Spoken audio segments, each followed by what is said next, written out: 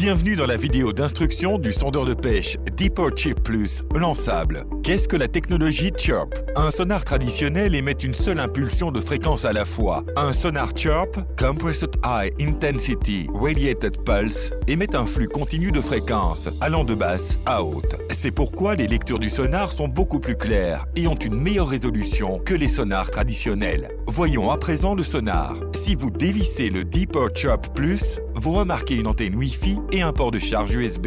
Veillez à ce que le capot supérieur soit toujours vissé fermement avant toute utilisation. C'est très important. Les marques d'étanchéité doivent être alignées. Avant d'aller pêcher, chargez le Deeper et votre smartphone. Téléchargez ensuite l'application Deeper à partir de Google Play ou de l'App Store. La première étape pour pêcher avec votre Deeper Chirp Plus est de choisir le bon boulon de fixation. Utilisez le point d'attache supérieur pour lancer à partir d'un pont haut ou pour pêcher à la traîne depuis un kayak ou un bateau en utilisant le bras flexible Deeper. Utilisez le point d'attache central pour lancer sur de courtes distances à partir d'un quai, d'une rive, d'un kayak ou d'un bateau. Utilisez le point d'attache inférieur pour lancer à des distances normales et éloignées du rivage. Maintenant que vous avez choisi le bon bouton de fixation, attachez-le à votre ligne. Nous vous recommandons d'utiliser des clips de fixation. Descendez le sonar Deeper dans l'eau. Accédez à vos paramètres de connectivité, trouvez Deeper dans la liste des connexions disponibles et connectez-vous à celui-ci. Pour obtenir une portée de connexion maximale, vous devez désactiver la fonction données mobiles. Si vous avez un iPhone ou un iPad, vous devez également désactiver la fonction Wi-Fi Assist,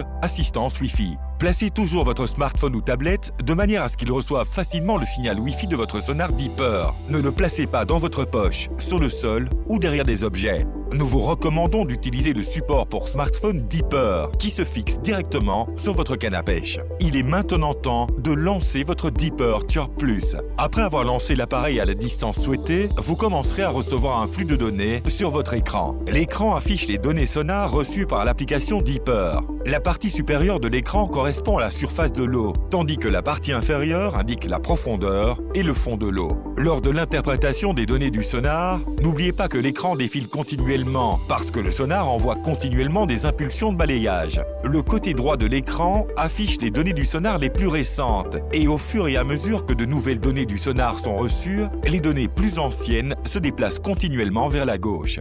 Sur l'écran de votre smartphone ou de votre tablette, le fond du lac s'affiche en jaune, fond le plus dur, rouge, moyen et violet, le plus mou.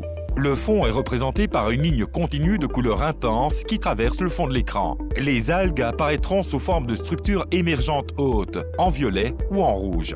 Il se peut également qu'un deuxième retour de signal se produise. C'est lorsque le signal du sonar rebondit entre le fond et la surface de l'eau. Les fonds durs affichent un deuxième retour fort, tandis que les fonds mous affichent un retour très faible ou aucun retour du tout. Les poissons sont représentés sous forme d'arcs distincts. Les arcs sont de couleur rouge et violette. Plus l'arc est épais, plus le poisson est gros. La longueur de l'arc indique la vitesse à laquelle le poisson se déplace sous le faisceau du sonar. La longueur de l'arc n'indique pas la taille du poisson. Les bancs de poissons sont représentés sous la forme d'un nuage de points violets ou rouges. Voyons maintenant le menu latéral de votre application Deeper. Ce menu vous permet de régler les paramètres de l'écran et du sonar. La première chose à prendre en compte est la fréquence. Le Deeper Chirp Plus est un sonar à triple faisceau, ce qui signifie qu'il possède 3 options de fréquence. Utilisez un faisceau large pour trouver un bon endroit de pêche et scanner la zone plus rapidement. Lorsque vous trouvez un endroit intéressant, passez en faisceau central pour l'inspecter plus en détail. Le Deeper Chirp Plus a un angle de balayage de faisceau très étroit de 7 degrés, qui peut montrer une quantité très importante de détails, mais très sensible à tous les facteurs externes, comme les vagues et le vent. Le faisceau étroit est idéal pour la pêche sur glace, dans des eaux très peu profondes, plus de 15 cm, ou lorsqu'il est solidement fixé à un bateau à l'aide du bras flexible. Passons maintenant à la sensibilité. Si l'eau est trouble et la sensibilité réglée à un niveau élevé, il est possible que vous constatiez beaucoup de fluide sonar. Utilisez simplement le curseur pour réduire la sensibilité afin de ne capter que les objets que vous voulez voir. Pour une eau limpide, augmentez la sensibilité pour des lectures extrêmement détaillées. Une règle empirique consiste à commencer avec une sensibilité élevée et à réduire celle-ci lentement jusqu'à ce qu'il n'y ait plus de perturbations. Enfin, le menu de gauche vous permet de personnaliser l'affichage de l'écran. Choisissez le mode de base ou le mode détaillé. Le mode de base n'indique que la profondeur, le contour du fond et l'emplacement des poissons. Le mode détaillé indique le fond, les arcs de poissons, les groupes de poissons à pas et la végétation. Avec le Deeper Chirp Plus, vous pouvez également créer des cartes bathymétriques à partir du rivage. Accédez aux réglages dans le menu menu supérieur, trouvez mode sonar dans le menu sonar, puis sélectionnez mode GPS rivage. Jetez votre Deeper à une courte distance. Lorsque l'icône satellite sur la section de carte de votre écran est verte, votre Deeper dispose d'une connexion GPS forte. Maintenant, vous pouvez le lancer plus loin, puis l'enrouler et votre carte se remplira de données de profondeur, vous donnant l'image complète de la structure sous-marine de la zone de pêche. Pour une image plus détaillée, numérisée et enroulée plusieurs fois. Sur le côté droit de votre écran, vous voyez le mode d'affichage standard et à gauche,